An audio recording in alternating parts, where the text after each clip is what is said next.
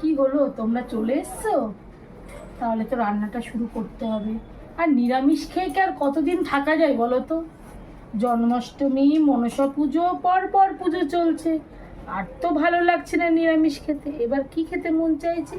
একটু চিকেন খাই, মাটন খাই। আমরা আমিষ ছাড়া একদম থাকতে পারি না। তাই জন্যেই তো তোমাদের কথা ভেবে, নিজের কথা ভেবে আজ নিয়ে চলে এসেছি লাল মাটনের রেসিপি। চলো, লাল মাটনের রেসিপিতে আজকে আমি কি কি দিচ্ছি পুরোটা তোমাদেরকে দেখাবো। কিন্তু তোমাদের দেখতে হবে ভিডিওটা না দেখলে তো তোমরা বুঝতে পারবে না আমি কি দিচ্ছি। স্কিপ করলে হবে না, পুরো ভিডিওটা চলো দেখবে, দেখলেই জানতে পারবে।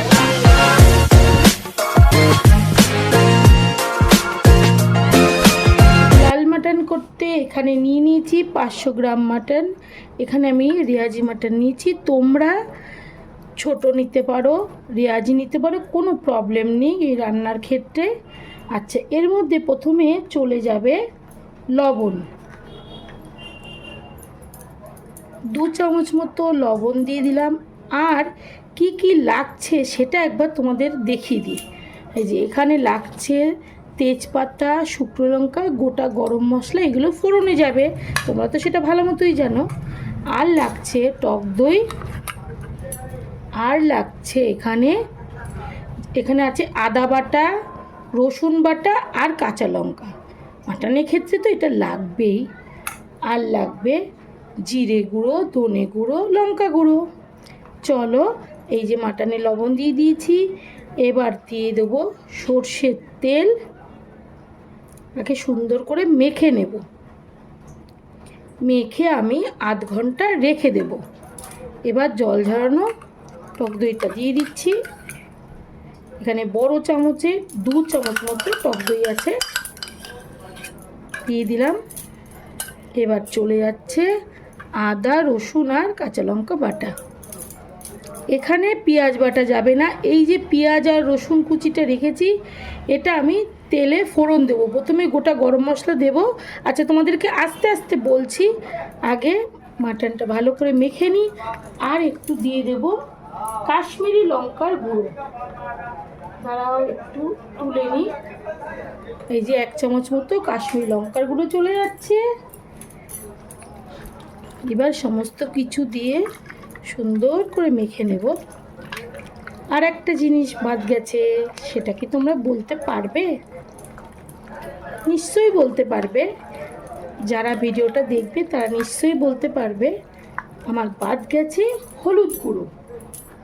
এই যে দিয়ে দেব 1 চামচ মতো হলুদ গুঁড়ো, দিয়ে সুন্দর করে মাখবো। মাটন হোক, চিকেন হোক, সুন্দর করে ভালো করে চেপে চেপে একটু মাখলে আধ ঘন্টা হোক, মাটনের ক্ষেত্রে আধ ঘন্টা, চিকেনের ক্ষেত্রেও আধ ঘন্টা রাখলে কোনো সমস্যা নেই, ভালোই হয়। এবার এটা মেখে নেব। নিয়ে মাখা তো হয়ে গেল। এবার আমি আধ ঘন্টা ঢেকে রাখবো।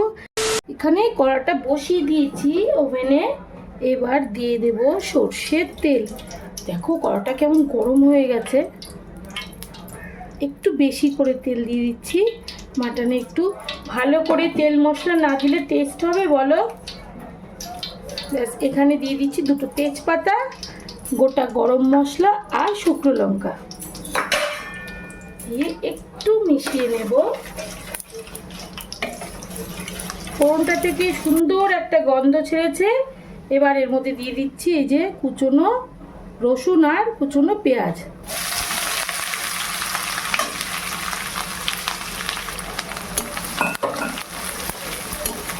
একটু লাল হবে পেঁয়াজ ভাজাটা, যতক্ষণ না লাল হচ্ছে ততক্ষণ এইভাবে খুন্তিটা দিয়ে নাড়িয়ে নাড়িয়ে পেঁয়াজটা ভেজে নেব। দেখো পেঁয়াজগুলো এইরকম করে ভেজেছি, দেখো হালকা ব্রাউন হয়ে গেছে। এবার এই ভাজা পেঁয়াজের মধ্যে চলে যাবে টমেটো।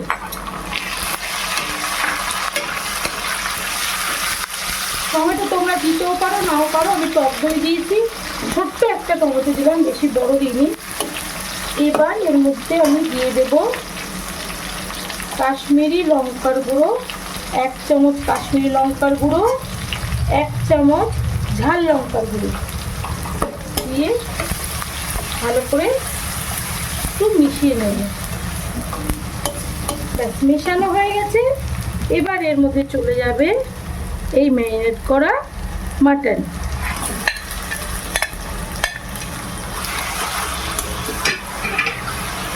দেখো কি সুন্দর একটা কালার চলে এসছে মাটনে।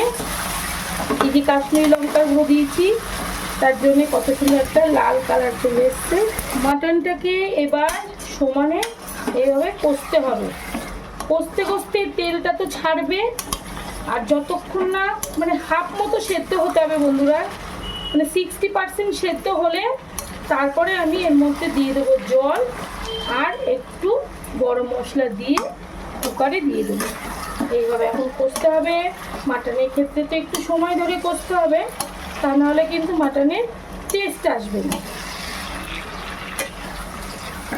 তোমরা তো দেখলে আমি খুব বেশি মশলা দিইনি, একদমই কম মশলা দিয়ে করছি, অথচ খেতে খুবই ভালো হবে। কালারটা দেখলেই বোঝা যায় যে রান্নাটা কত সুন্দর হতে চলেছে। লাল মাটন কষানো একদম কমপ্লিট হয়ে গেছে। দেখো কি সুন্দর কালার এসছে, দেখো বন্ধুরা কত সুন্দর কালার এসছে। এবার এর মধ্যে আমি দিয়ে দেব গরম জল, অল্প করেই দিচ্ছি, বাকিটা আবার পরে দেব। এখনই দিয়ে দেব ধনে পাতা, এই যে কুচনো ধনে পাতা দিয়ে দেব, দিয়ে দেব গরম মশলা, 1 চামচ গরম মশলা দিলাম। এবার মাটনটা কুকারে দিয়ে হুইসেল দিতে হবে, তাহলেই মাটন রেডি। লাল মাটন কমপ্লিট হয়ে যাবে। চলো এবার কুকারে বসিয়ে দিলাম, দিয়ে আটকে দেব। আমি 6টা-7টা মতো দেবো হুইসেল, তাহলে একটু রেখে দেবো। 6টা-7টা মতো হুইসেল দিয়ে আমি 10 মিনিট মতো রাখবো, তারপরে স্টিমটা ছেড়ে যাবে, তারপরে তোমাদেরকে আমি দেখাচ্ছি লাল মাটন কেমন হয়েছে। এই দেখো বন্ধুরা আমার লাল মাটন রেডি। কালারটা শুধু দেখো তোমরা কি সুন্দর হয়েছে। ফুড কালার ছাড়াই কিন্তু এত সুন্দর। না এটা দিয়েছি, কাশ্মীরি লঙ্কার গুঁড়ো দিয়েছি। কাশ্মীরি লঙ্কার গুঁড়ো তো মাটনে না দিলে ভালো লাগবে না, শুকনো লঙ্কার গুঁড়ো কাশ্মীরি লঙ্কার গুঁড়ো তো দিতেই হবে। কিন্তু এত সুন্দর করে কষিয়েছি যে কালারটা এত সুন্দর এসছে। তাহলে পুরো রান্নাটা তো তোমরা দেখলে, যদি তোমাদের ভালো লাগে তাহলে ঝটপট করে বাড়িতে তৈরি করে খাবে, আর আমাকে কমেন্ট করে জানাবে যে তোমরা রান্নাটা কেমন করলে আর আমার রান্নাটা কেমন হয়েছে।